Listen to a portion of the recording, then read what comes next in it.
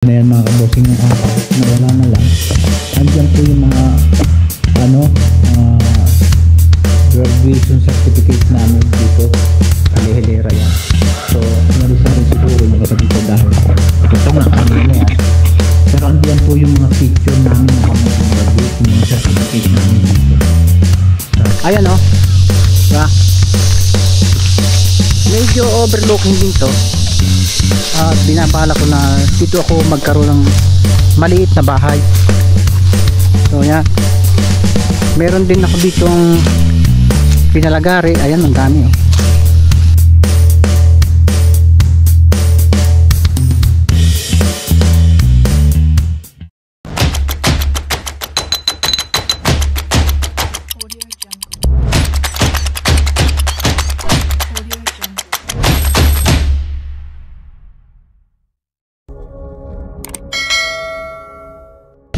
Magandang umaga sa inyong lahat mga kabosing. Once again, another vlog na naman tayo. Pero bago po ang lahat ay isang magandang araw, magandang umaga. At sana po sa mga oras na ito ay nasa maayos kayong kalagayan. Welcome po ulit sa aking munting YouTube channel mga kabosing. So mapapansin nyo, wala po ako sa Cavite. Dito po tayo sa Batangas, sa bahay namin ng mga magulang ko.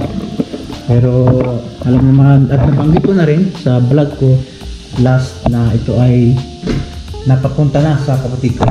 So mga kabosing, ngayong araw na ito ay dito na tayo nag-intro dahil siguro naman nakita ninyo yung mga last vlog ko, last video ay lagi naman tayo nasa Cavite. Kaya dito na tayo nag-intro mga kabosing. So ulit, magandang umaga. Welcome po ulit sa lahat ng mga viewers ko dyan. Shout out sa lahat ng mga nagtitiyaga sa mga video ko. So ngayong araw na ito mga kabosing ay mayroon tayong sadya dito sa Batangas. At ito ay talagang naka-schedule ngayong araw na ito. Ayun. So daradala po natin yung ating sasakyan. Kararating lang natin mga kabosing. So ayan, pag nandito tayo mga kabosing ay medyo nalulungkot tayo dahil wala akong Ilma, wala akong wala na naman baka.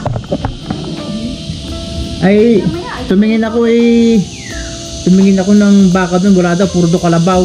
Tinamad na ako, ang hirap ng lutuin ng kalabaw. Pag kami pabili na lang. Siyento kung ba'y nandito? Ay wala ba?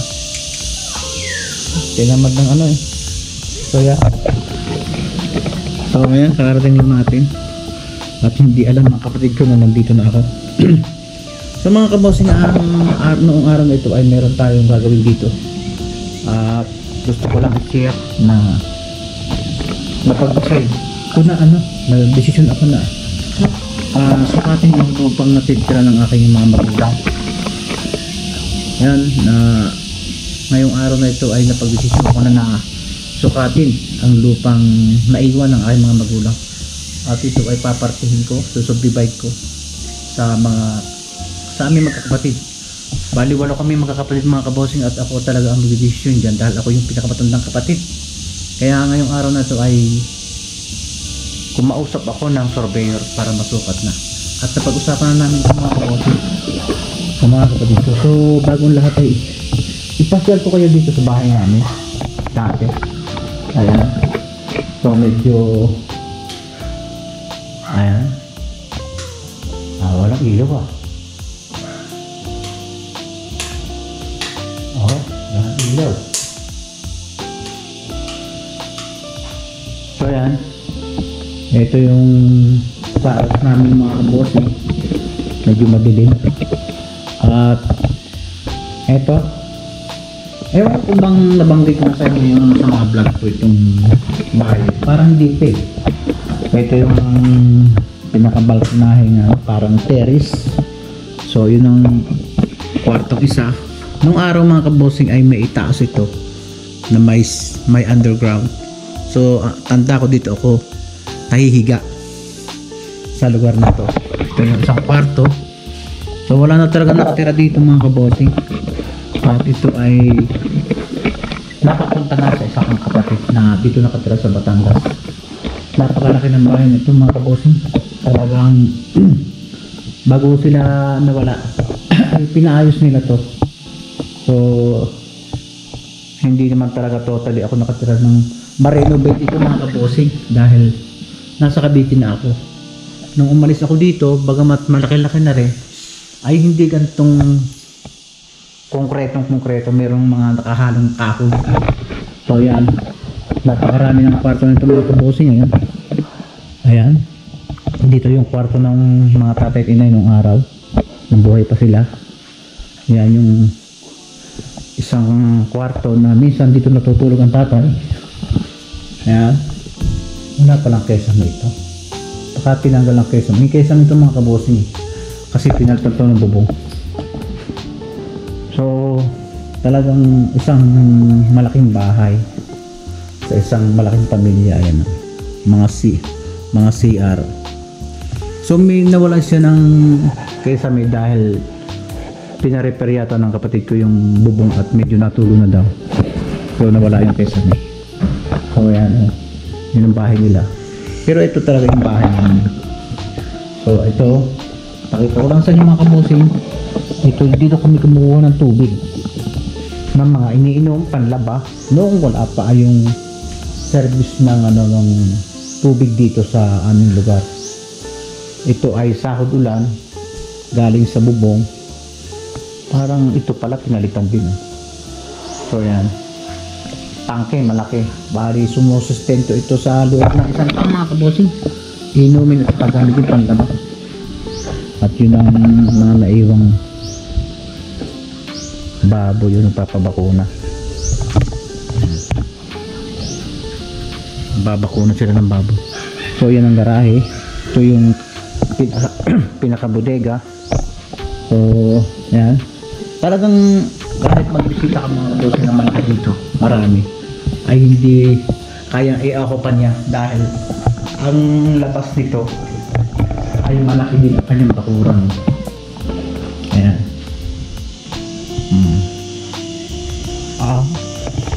Labas tayo, magpapak. So yan, ito yung kanilang harapan. Napakalaki talaga. Another door. Ayan. Talagang masasabi ko na bago sila nawala ay talagang maayos yung kanilang tahanan at kanilang bahay. Pero talagang dito kami nakatira nung araw. So nung ako'y umalis dito, hindi pa totally ganitong kaganda. Parang medyo may pagkalumang style siya, kaya lang lately ay na-renovate siya at naging ganito ng garahe. Siguro tingin ko mga kabossing, itong kanilang tinayo ng bahay na ito ay almost pati doon sa may baba, sa may figure nasa 1,000 square meter mga kabossing. Talagang malaki. Nasa tabi ito ng Barangay Road mga kabossing. Nasa tabi ng Barangay Road. So medyo maraming politiko dito nagkakapit, maraming advertise at malapit ng eleksyon. So yan mga kabossing, may ito pa yung mga video okay nila naluma na hindi na na-repair. Ayan.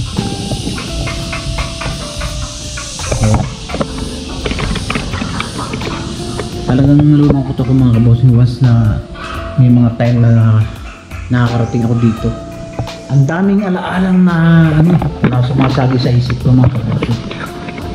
Ayan o. Sobra. Kaya minsan tinatamad talaga ako umuwi dito mga kabossing. Kasi nasariwa na yung alaala kasi yung parents ko po ay siguro 2 years na wala sila. Pero talagang hindi ako makaget over talaga. Kaya lang. Kasi dito na po ako natamang pagpinata sa bahay na to. Ayan, kung college ako, dito ako umuwi. tuwing ano, kasi mga kabosing dito ako nag-aral sa Batangas City sa Lyceum po mga kabosing. Weekly ay umuwi ako. So talagang dito ako na magkaroon ng talagang dito ako na matured at nakakalungkot talaga mga kabosing.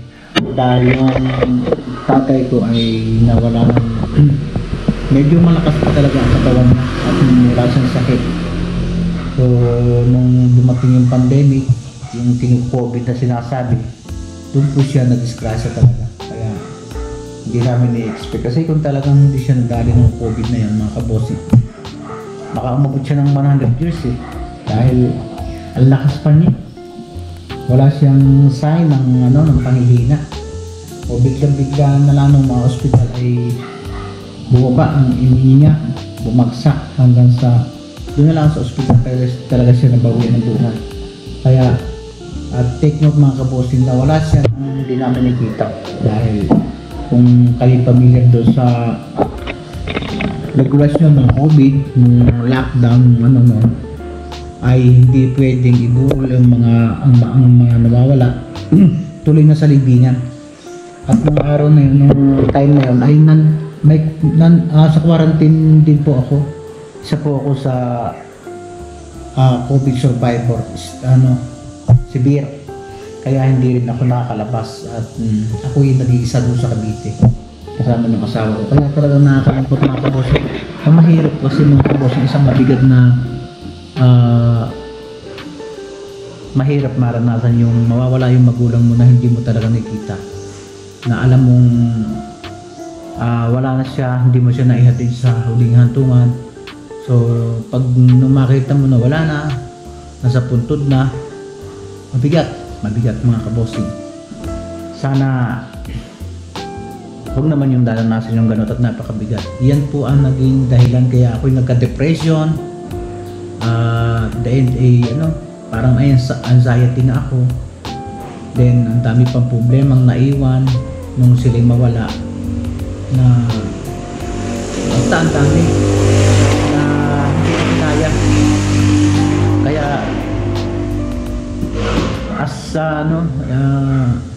sa panganay talagang mabigat sa akin mga kabosing. Minsan yung pamilya nagkakaproblema na hindi maayos-ayos. So yung akala mo mga kabosing, yung mga magulang mo ay matanda na, walang kwenta, na basta lang nakaupo.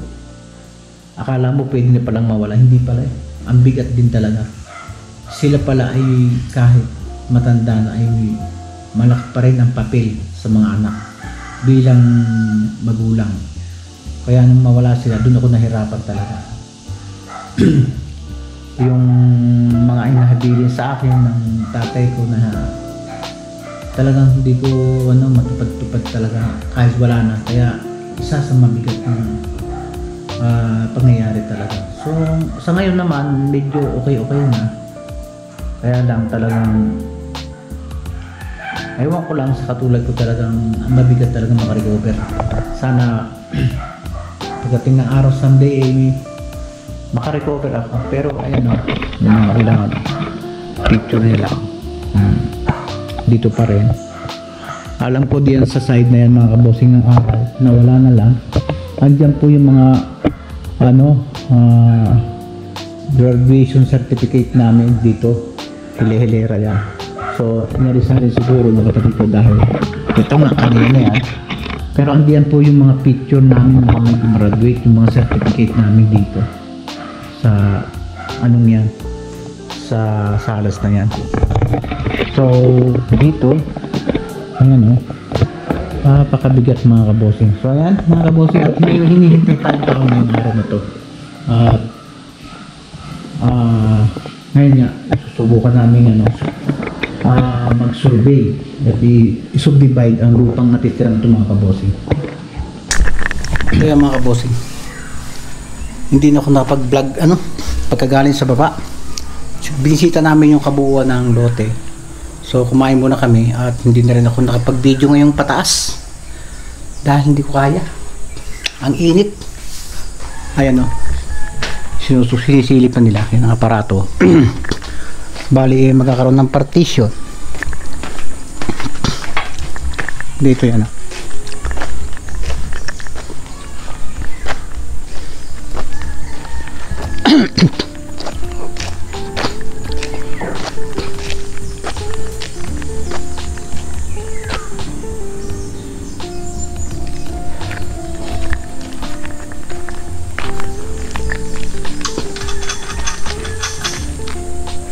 Bali ikaw yung nag-ano, ikaw yung nasilip dyan.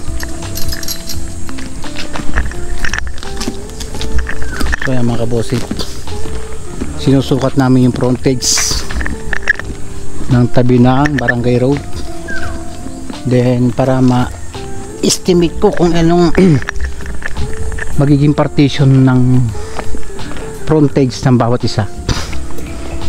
So hindi ko nababanggitin dito yung tungkol sa mga partition namin magkapatid, kasi ito'y ayos na at hindi na rin ako kasama pababa mga kabossing, dahil uuwi na ako ng Cavite. Bukas na lang ulit babalik pag naglagay na ng mga muhon. Binisita ko lang yung dating lupa namin, yung mga pagitan. Yan o. Bali wala ako maging kaparte dito sa may frontage na to.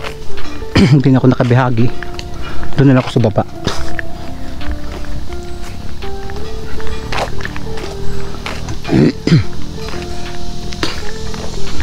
Ayan, dapat magkaroon dito ng 3 lote. 3 lote ang papasok dito hanggang sa bahay.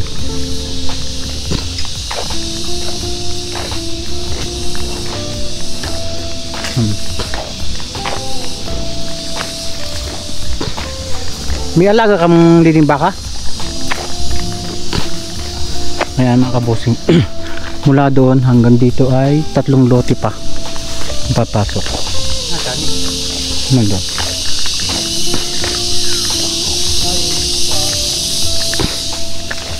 Maglalagay lang tayo, engineer, dyan ng ano, space sa gilid. Huwag naman sagad na sagad. Pero kaya na niyo makita kung ilan ang frontage nito. Makikita niyo.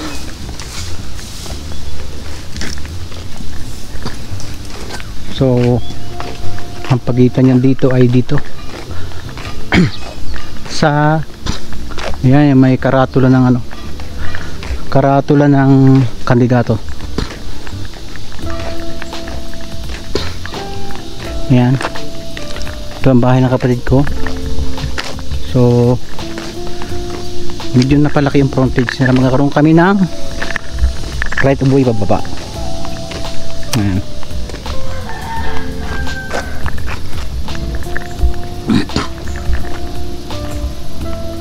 So mga kabossing, share ko lang sa inyo, ito yung magiging right of way pababa. Berna, Berna, nangandi na ng baboy. Ano ng baboy, naglandi na. Hindi pa rin? Ha? So yan. Dito magkakaroon ng right of way mga kabossing, kasi yung loting yan ay pababa. So share ko lang ito mga kabossing, ang sinasabi ko sa inyo sa vlog ko na bala ko sana magbahay dito talaga. Ayan, ito ang right of way punta doon. So yan. dito ang right of way papuntang ganyan dito. So dito na lang ako kukuha ng aking parte dito sa baba. Hindi na ako makikibahagi dito sa frontage dahil marami kami magkakapatid. Dito na lang ako, nagpalamang na lang ako mga kabossing, dahil ano, tulad na sinabi ko, okay lang sa akin basta walang problema, ako na lang yung nasa baba kahit walang frontage, para iwas na lang sa ano, sa mga hindi pagkakaunawaan. Ayan o, talagang walang daan mga kabossing, pero lalagyan natin ng right of way pag pinasukat natin. Ayan ang right of way. Ayan. So dito mag-uumpisa yung sukat pababa. Ayan. So mapapansin ninyo, itong loting ito, dito ako magkakaroon ng parte. Ayan, pababa. At ayan o, diba? Medyo overlooking din to. At binabala ko na dito ako magkaroon ng maliit na bahay. So ayan, meron din ako ditong pinalagari. Ayan, ang dami oh, na isang puno ng kahoy. Ayan, na pwedeng gamitin ko sa pagpapatayo ng isang kubo. So bahala ko dito ako magpapagawa. Ayan, itong unti-unti ko i-develop. Ayan. Nung araw mga kabosing, ito ay ako ang nag-aararo dito. Inaararuhan namin ngayon. Daming kahoy mga kabosing kasi nagkasakit yung mangga. Imbis na bubulok ay pinalagari na lang mga kabosing. So dito ko balak magawa ng bahay mga kabosing. Kung mapapansin nyo, parang overlook, hindi naman. Kaya lang pagka taglakas ang hangin, masyadong malakas ang hangin dito. So itong langka ay bala kong alisin na rin lang. Ayan. So dito rin ako magkakaroon ng partition. Medyo malayo mga kabosing sa ano, medyo malayo sa Barangay Road. So hindi na ako bumahagi mga kabosing doon kasi para wala na lang ang masyadong pag-usapan. Ako na yung ano. Tapos yung isang pamangkin ko dito at saka isa kong kapatid, ayan, sila naman ay malayo, kaya dito na lang siya nagkaroon ng parte. Hinimo ko na dito na lang dito sa baba. Yun. So mga kabosing, ito ay bala kong i-vlog pag nagpagawa ako ng bahay dito. At ito naman bahay na ito ay talagang pahingahan ko lang talaga, mga pahingahan na yung pamilya pag gustong mag relax kasi dito tahimik mga kabosing. Ayan o, naka-ready na ito mga kabosing. So ang kailangan ko lang dito talaga ay mag-umpisa. Ang bala ko lang dito mga kabosing, kubo lang. Hindi naman ako talaga magpapagawa ng bahay na malaki dito. At ito gagawin ko lang pahingahan. Yan ang mga kabosing ang ayan o, fantasy world. Ayan o, makapansin nyo, yun ang fantasy world. Ay, sus, music. Tingnan natin mga kabosing o.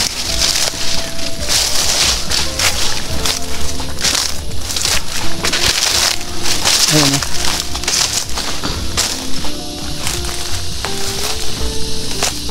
Ayan o, fantasy world na yan mga kabosing o.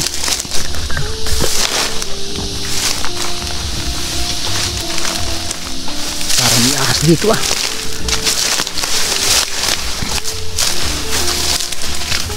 Yan. So dito, ito yung right of way na gagawin. Yan.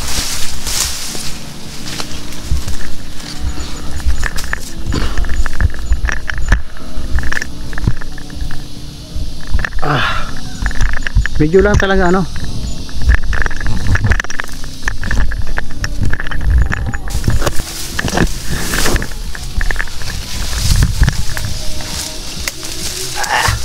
Masukal to mga kabosing, pero pag nalinis ito ano,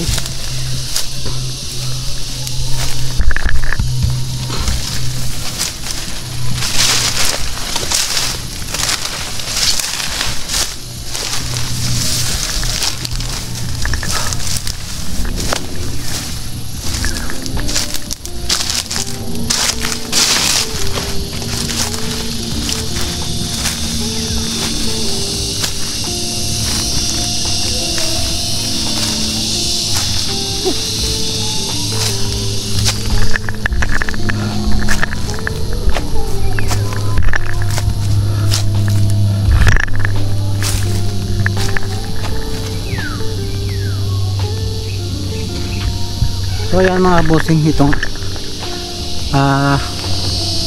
siguro ngayong taong ito ay pauumpisahan ko to. Bali, sana huwag mag-ulan ng maaga, kasi once nag-ulanan medyo mahihirapan tayo mga kabosing, kasi ang materialis dito ay hakot ng tao. Hindi nga kasi makakaabot dito yung ano, yung sasakyan, kaya hakutin. So yan yung ano, People's Park, itong Tagaytay, yung side na yan. So yan, medyo overlooking din, at may mga tanawin din dito, kaya naisipan kong dito na ako magbahay. Kaya lang magastos, at medyo mababa yung value ng lupa dito dahil wala kang kalsada. Kaya yan, yun ang magiging tema ng ano, magiging party ko dito sa Batangas. So ito naman, palagay ko naman talaga makikinabang na rin yung mga bata. Gusto lang natin ayusin to someday para alam na nila yung ano, lugar ng kanila mga kabosing. At dito pag December ay talagang malakas ang hangin mga kabosing. Yan ay ano, lawa sa Metalisa, yan Lauren, yan lugar niya kung makapansin niyo. Yan Laurel yan mga kabosing. So yan o, Laurel, part ng Laurel at saka Talisay, itong lugar kung saan na tayo magkatayo ng kubo. Sana matuloy ngayong taong ito, kung may pagkabibigyan tayo ng pagkakataon. At medyo masarap din ang hangin dito mga kabosing, kasi talagang ano to eh, butas yung lugar na to.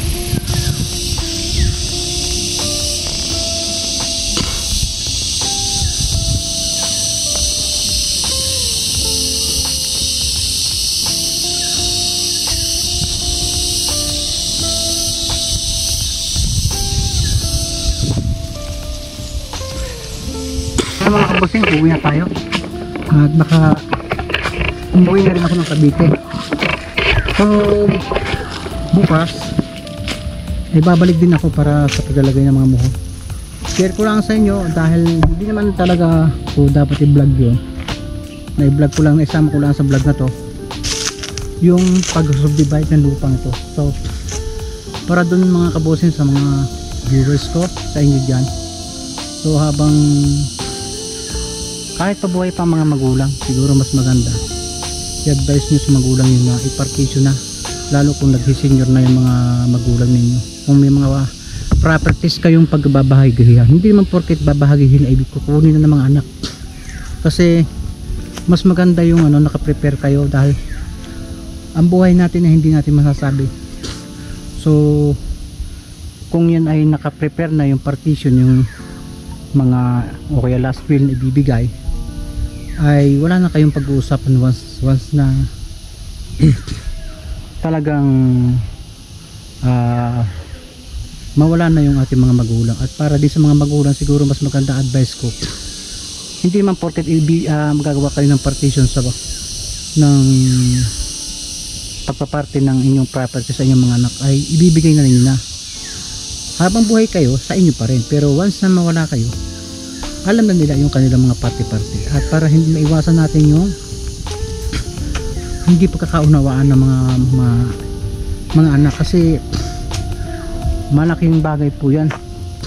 Ang sinasabi ko sa inyo, huwag yung babaliwalain, dahil marami pong nangyayari na kaya po nagkakawatak-watak yung magkakapatid, ay dahil po sa manang na yung mga manang matatanggap nila. Dahil hindi po pwedeng ang dapat po talaga ang magulang ang nagbibigay ng kanya-kanya. Dapat hindi pwedeng turo mo lang, dapat lagay mo ng papel talaga, para at least hindi mo masasabi na baka nga kunin na tayo sa taas. Wala na silang pag-aawayan, okay sa kanila, tanggap na nila na yun ang binigay sa kanila. So basta ang advice ko lang sa mga magulang, o kasi may mga anak na rin malalaki, may mga asawa na rin, Okay, partihin na lang ng maganda ng pair para hindi naman sumama ang loob ng iba.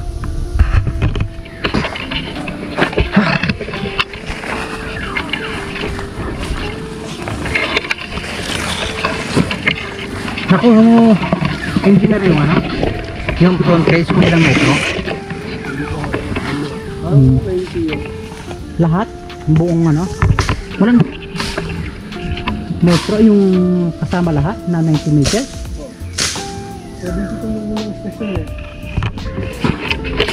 Wala siyang daan?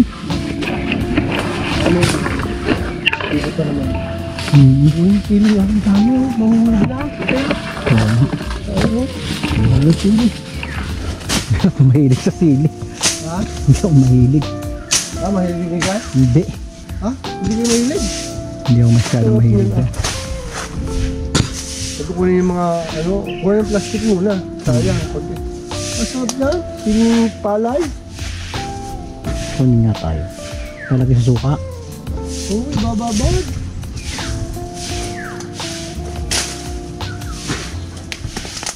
Tayo.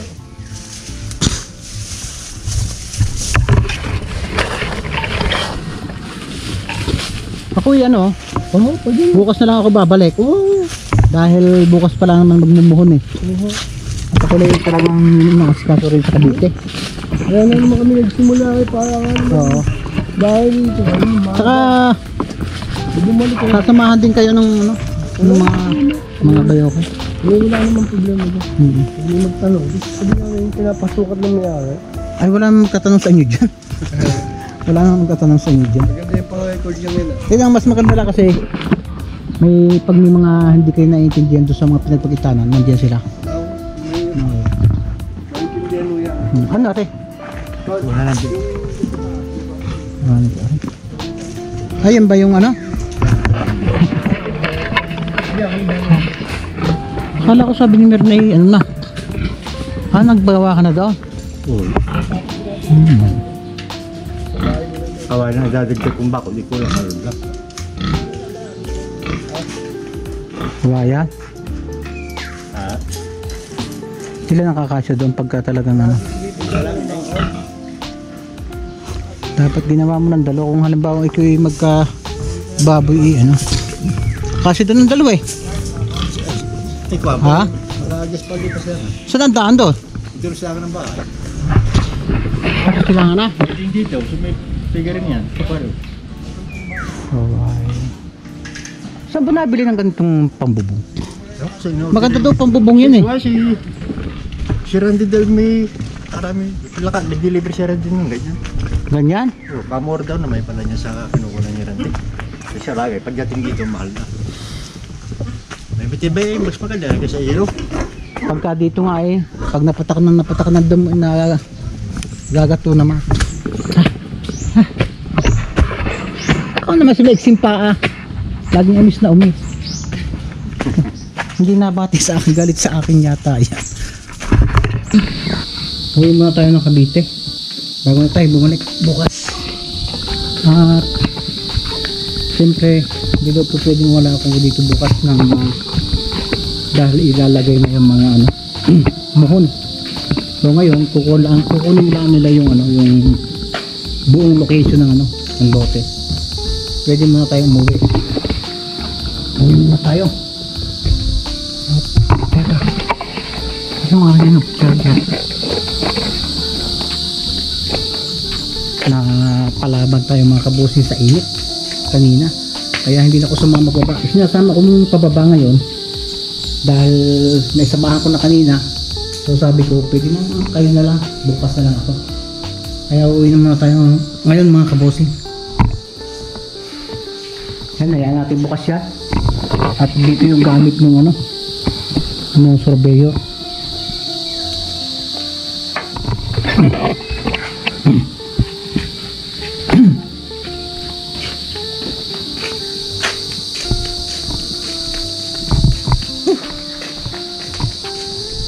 Update na lang kayo mga kabosing pagka malapit na tayo sa ano sa bahay. Bukas babalik ulit tayo. Tara, let's go. So So yan mga kabosing, nandito na tayo sa may part ng ng Alfonso Twin Lakes. At pauwi na tayo mga kabosing, at gusto ko magpahinga muna dito sa lugar na to. Kasi pag napadaan ako dito mga kabosing, parang gusto kong magpahinga.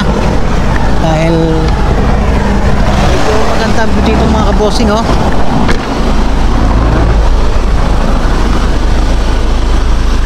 So yan, bali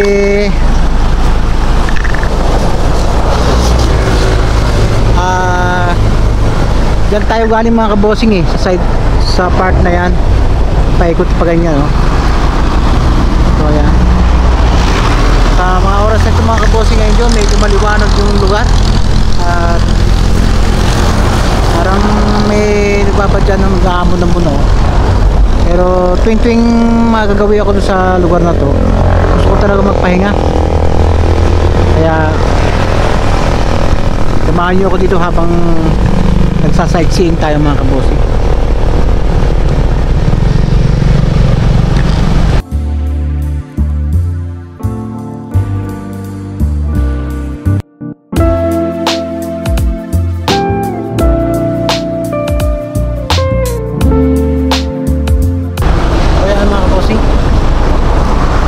Siguro ang sarap magbahay dito sa lugar na to.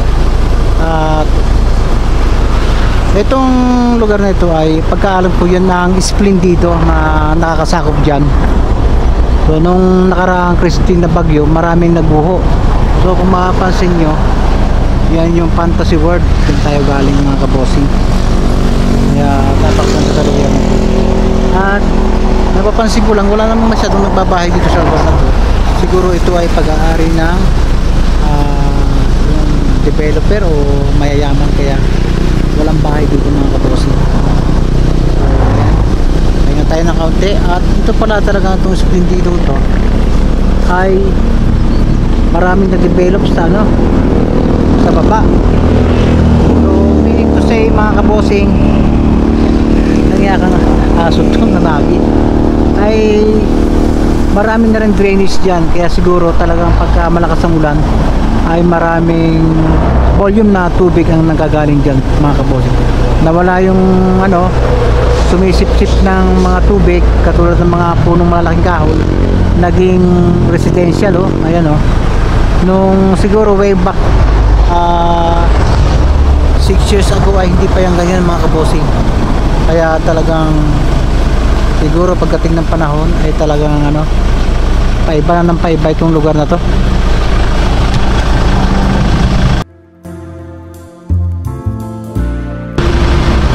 So yan mga kabosing, uwi na tayo. Medyo hapon na rin. Tulad ng sinabi ko, babalik din tayo ngayong bukas, umaga uli. At kailangan natin makabalik.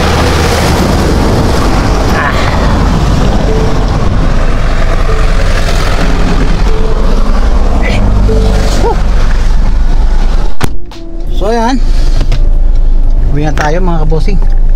At medyo may mga nagbabadya ng ambon-ambon lang ang Taal Lake. Dahil kung talagang wala yung medyo malinaw yan so medyo mayroon siya mga, kung tawagin dito sa amin ay tag-in. Kaya tingin ko aambon na naman, uulan. Panahon ngayon mga kabosing, sa umaga lang hindi na ulan dito. Then pag dating na ng hapon ay umuulan mga kabosing. So yan, uwi na tayo.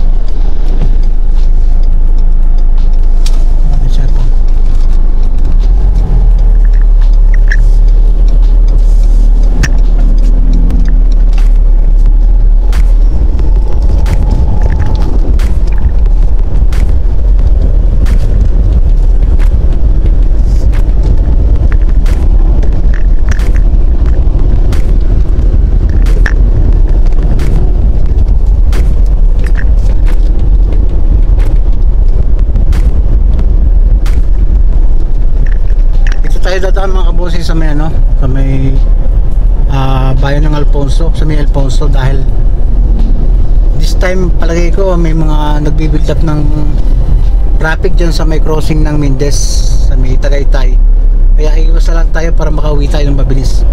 So yan mga kabosing, i-update ko kayo pagbalik ko, at marami tayong mga plano sa mga darating na araw.